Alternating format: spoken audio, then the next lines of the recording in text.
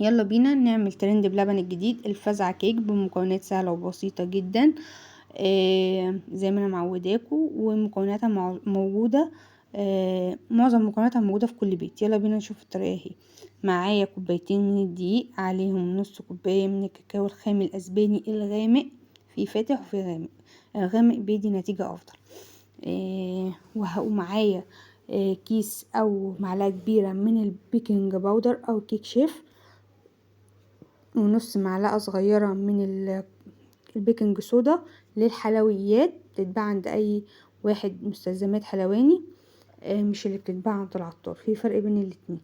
هنقلب المكونات الجافة مع بعضها ونركنها على جنب، ونبتدي في المكونات السائلة.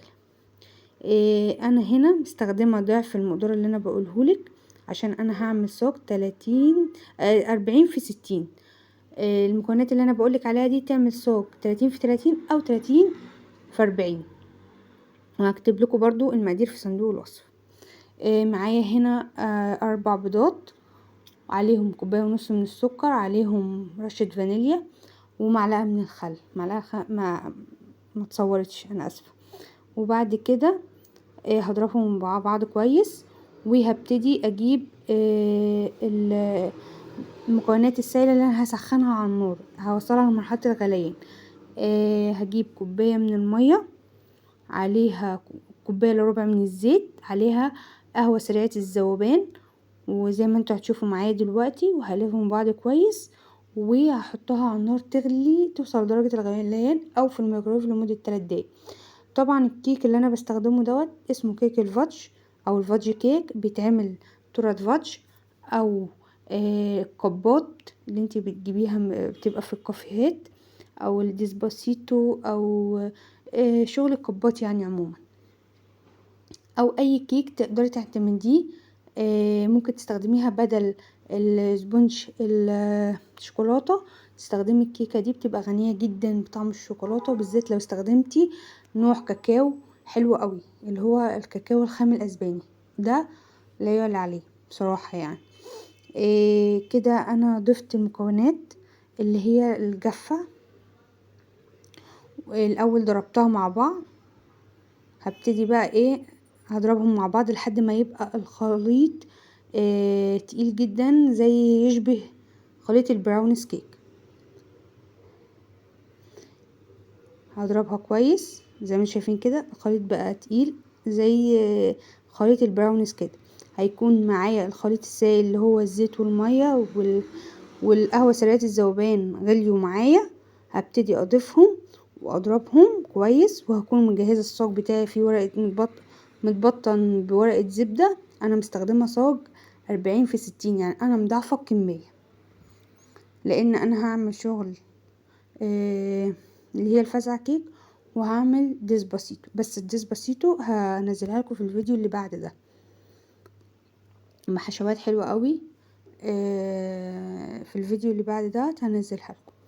هنا كده انا كنت صبيت الخليط بتاعي، وكنت مسخنه الفرن بتاعي على درجه حراره 180 في الرف الاوسط. بياخد معايا الصاج تلت ساعه، بختبره بخلة سنان. الدنيا تمام، بطلعه على طول، يعني مطلعش عجين معايا او لسه مستواش، بطلعه. طبعا انا عملت معاكم كيكات كتير، وعملت معاكم تورت كتير. هتلاقوها على القناه. اللي لسه اول مره يشوفني يا ريت يعمل اشتراك ويسيب لي كومنت حلو. وهيلاقي الفيديوهات القديمه على القناه بتاعت التورت وبتاعت الحلويات والكيكات اللي انا عاملاها. اتمنى ان انتوا تنوروني لو لسه ما اشتركتيش في القناه اول مره تشوفيني. هنا كده هبتدي احضر الحشوه بتاعتي. معايا هنا كوبايه الا ربع من السكر، عليها كوبايه ونص من الحليب، عليها او ميه عادي جدا، وعليها ده كاكاو. يا جماعه انا بحب اعمل الكاكاو بتاعي قبلها بشويه، يعني عشان محسش بطعم الكاكاو، يبقى مخرص كده في الكريمه بتاعتي. طبعا هنا بضربهم الاول، وبعد كده بحط، يعني مثلا حطيت معلقه كاكاو، بحط عليها 3 معالق ميه، واقلبهم كويس، وافضل كل شويه اقلب فيهم لحد لما الكاكاو بتاعي احس انه ناعم خالص وبقى شبيه الشوكولاته كده. دي افضل طريقه ان انت ما تحسيش بتخريصه الكاكاو. وبعد كده بضيف عليهم ربع كريم شانتيه خام. انا بستخدم المتحده. يفضل تستخدمي النوع كويس. انا مش يعني انا بقولك انا بستخدم ايه. يفضل تستخدمي نوع كويس جدا. وهبتدي اضربهم واضيف عليهم كمان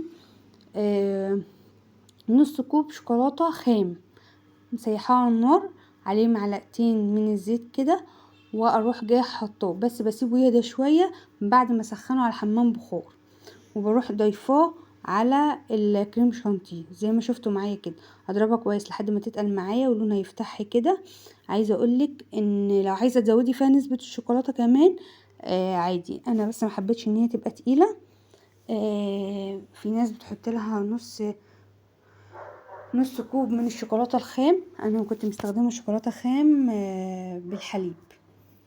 كده ده الصاج بتاعي بعد ما طلع وقسمته، وهبتدي اسقيه بتاعي. خدت معلقتين من الشوكولاته اللي انا مسيحاها، حطيتها في كوبايه من اللبن وقلبتهم مع بعض كويس. وبعد كده بقيت اسقي بيهم الكيك بتاعي. انا هعمل طبقتين مش هعمل 3 طبقات.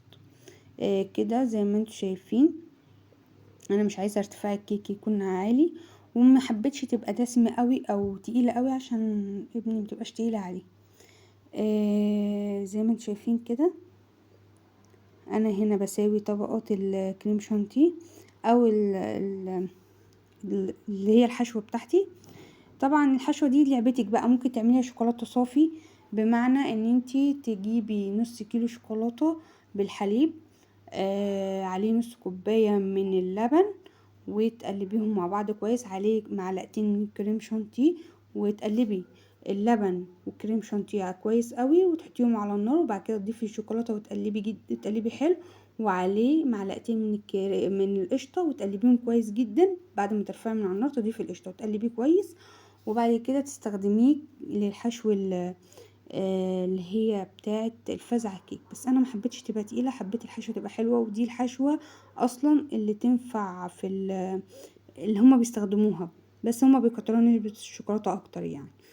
كده زي ما انتم شايفين انا بدات اساوي، وهبتدي بقى ايه اعمل الخطوط بتاعتي وازينها. بس انا ممكن بقى التزيين بتاعها شوكولاته مبشوره، كيك فتته كده زي ما انتوا هتشوفوا كده معايا بعمل دي التجهيز معلش انا اسفه. الشكل بتاعي.